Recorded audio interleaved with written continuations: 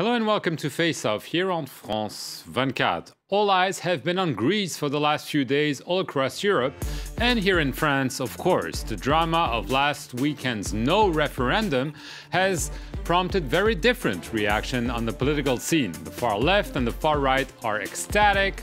The opposition conservatives are calling for toughness vis-à-vis Athens, and the ruling socialists are, well, quite embarrassed by the situation. With me to discuss the consequences of the Greek referendum on French politics, Philip Turl from Radio France Internationale, and Stefan de Vries from the Dutch TV station RTL4. So obviously lots of comments here in France about the Greek referendum, and one man who was especially happy is Jean-Luc Mélenchon, the leader of the far left in France. Let's take a listen to his reaction to the no vote in Athens.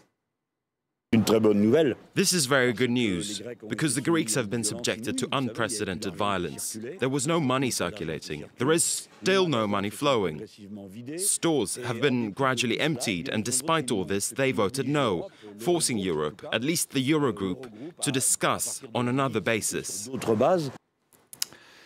So happy, Jean-Luc Mélenchon. For our viewers, remind them that he scored some 11% in the last presidential election, but since then, the far left.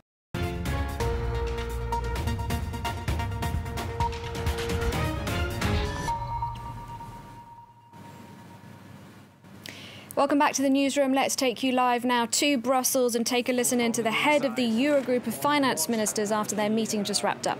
Substance would look like on which we could reach an agreement. So we will do that as quickly as possible. Already tomorrow morning we will have another conference call to talk about this letter with a formal request for ESM support, and that will for me be the signal to start the process. First step will be to ask the institutions to assess the financial situation in Greece, financing needs, debt sustainability. And then we will have another Eurogroup to decide whether we will formally start the talks on a possible program. The ministers also broadly agreed that if there is to be another ESM program with support, it would have to be a medium-term program for reasons of credibility. The problems in Greece are deep and will need our attention for quite a time to come.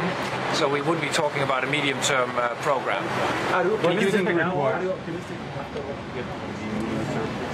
It's a little too early to say.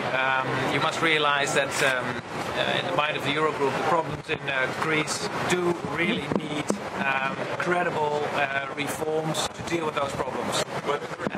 Therefore, we need to hear from the Greek government whether they have such reforms in mind, whether they are prepared, politically prepared to do those. And that's what we will hear from them very, very soon. We don't have time. We don't have time, Minister. We don't have time for this.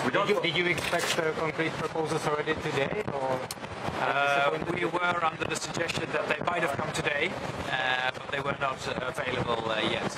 First step now is to have a new letter. The old letter had a number of different requests. We would like to receive a new letter, and we will receive it quite quickly. Do we have time for all this? Do we have time for all this, Minister?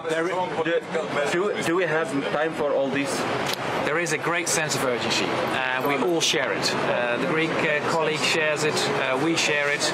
We all know how very difficult the situation in Greece is as we speak, and time is very short, and more so as we go on. Is there a chance that the ECB will receive tomorrow a strong political signal in order to continue to support the banks and the Greek deposits?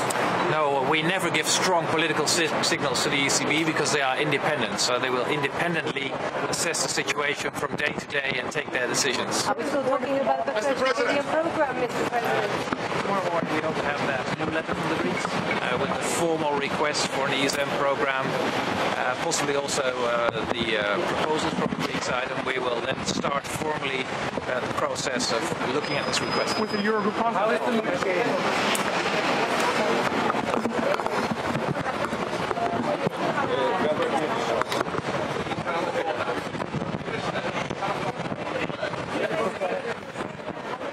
That was the head of of the Eurogroup of finance ministers addressing reporters at the end of a meeting that, of course, was held 2 days after the Greek people overwhelmingly rejected the terms of an international bailout. Here with me in the studio, our international affairs editor Douglas Herbert. Douglas, not much coming out of this meeting, except that it seems that Eurozone finance ministers are prepared to discuss Greece's demand for a third bailout. Yeah, and prepared to discuss. The question is to discuss what? Because at this point, there's no clear idea of the written proposals that both Angela Merkel, François Hollande, and others have been demanding that Greece come up with. The expression we've been using over and over again in the past couple of days has been the ball is now in Greece's camp. The onus is on Greece, and that has been essentially the line from almost every European quarter, from all of the creditors' offices that you've been hearing, basically, to varying degrees, you know, some more willing than others to talk, some not willing to talk, no matter really what the proposal is, but more